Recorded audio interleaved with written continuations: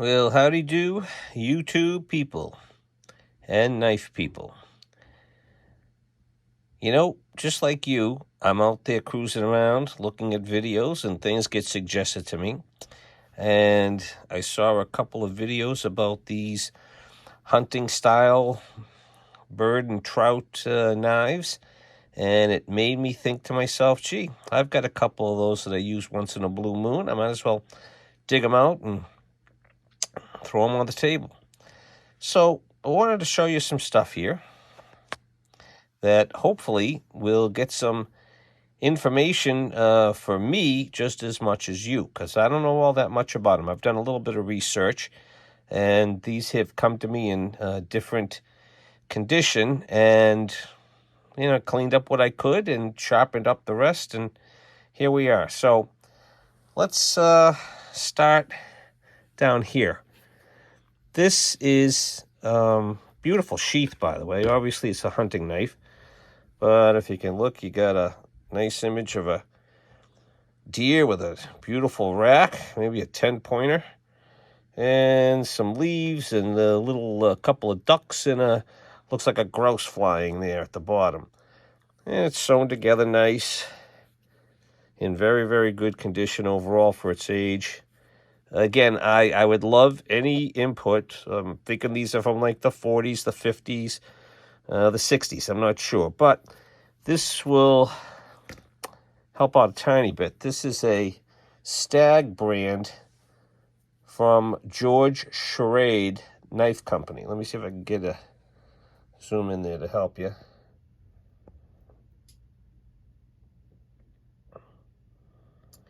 And it's got a stacked leather handle.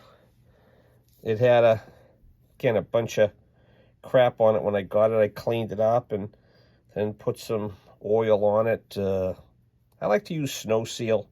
It seems to work good on my leather boots and gloves. And this little guard here, this finger guard here, was, and still probably needs some more cleaning, but I cleaned that up as well as I could. And then it was just dull, that's all. So I put an edge on it. Nice clip point blade. Point's not too bad. And again, I take it out every once in a while, and I don't hunt, so I really don't have any real experience processing a deer, but I'm sure this knife has seen it in the past. Okay, so that's that one. Again, I think these are in pretty good condition overall. Now we'll go to this next one here. This has and I think these are all original sheaths. I think this is all original stuff. Here you got some oak leaves with some acorns, obviously showing it's fall time, again, hunting time.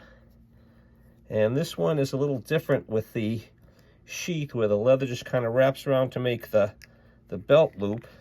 This one has two slots in the back to pass through your belt. Okay. And this, if I'm not mistaken, is a Western. Take it out this way so it's a little safer. Western from Boulder, Colorado. And then this says Pat D, which I'm guessing stands for patented. I think that's a D. Made in the USA. And again, this could be used as a hunting knife. It's got the fuller, this little groove here, the blood groove, I guess, or whatever it's supposed to do. Clip point, all carbon blade. Again, this one was a little worse for wear and tear, but I was able to clean it up a little. And I think these are, I think it's synthetic, but it's supposed to imitate bone here, this white part.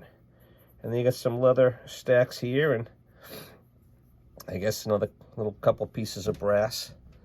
This was actually my father-in-law's knife. That's his initials, LMC. Great guy.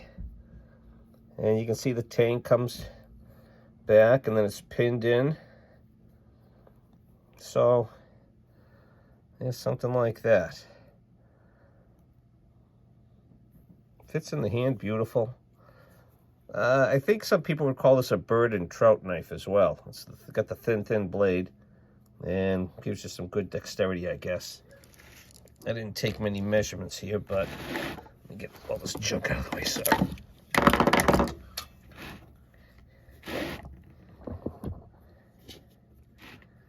So, this one, you got about a 4-inch cutting edge on there. And then overall, just about 8 inches. So a nice little knife to keep on your hip. Let's see what this one measured out at. Pretty much, I'm guessing close to the same. Oh, bigger.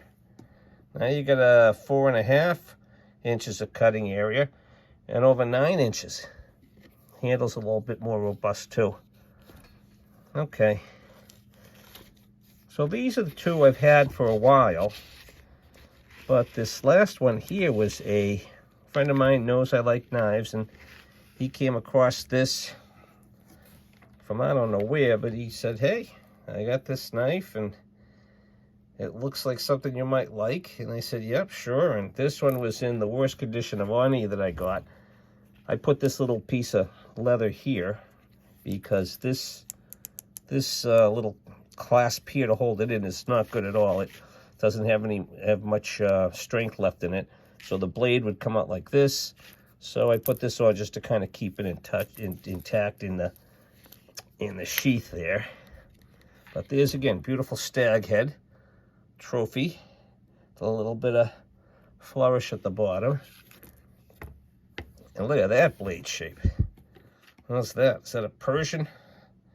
I don't know, but this was again the worst. I had to clean up the most, and I used some Flitz polish on it to try to get the crud that was on it off. And so this is again a Schrade Walden, New York, model 148, I think.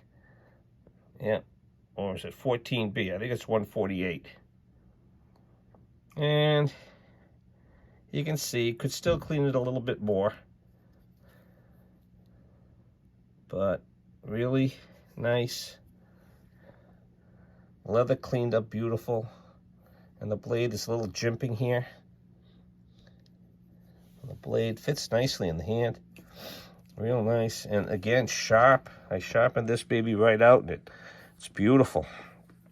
This one comes in with a 5-inch long blade.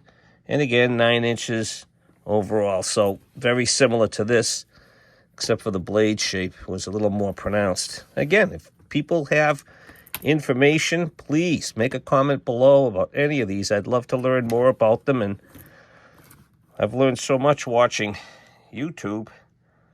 It just, people are so helpful in giving feedback and thoughts, so don't hold back. Let me know what you think. Did I ruin them by cleaning them up? Maybe some people are, oh, you shouldn't touch them. They should stay the same and original condition, but I don't know. I put oil on them too before I put them away. That's another thing I've heard. Don't leave them in the sheath. They'll, but the sheaths are dry as far as I know, but there you go. So that's that. Oh, I wanted to show this too. I've shown this before on my channel. This is an old Camillus pocket knife that, again, this was my father-in-law's, and he was nice enough to pass this on to me. And if I did a little research, he didn't tell me much about it, but this is old. Here's the tang stamp. If we can get it to focus in here. Come on, baby. Camillus cutlery. I can't read the whole thing, but New York, something like that.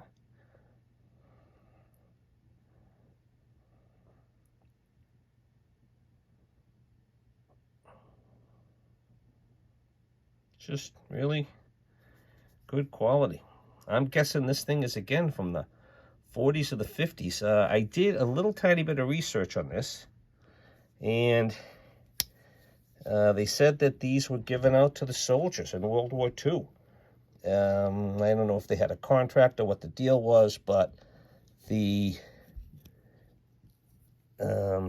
maybe the USA is just, hey, it's just made in the USA, and maybe it meant that it was a contract thing.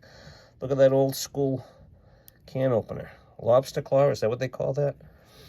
Okay, there's that. Has a punch / awl. It's sharp. It's good condition. And then you got a screwdriver bottle opener too. I mean, again, this thing, this is how they make stuff. Look at the thickness. It's just beautiful. Really, I love seeing quality like this. You know, again, nothing wrong with some of the stuff they're putting out nowadays. Here's my Spyderco that I like to carry around every now and then.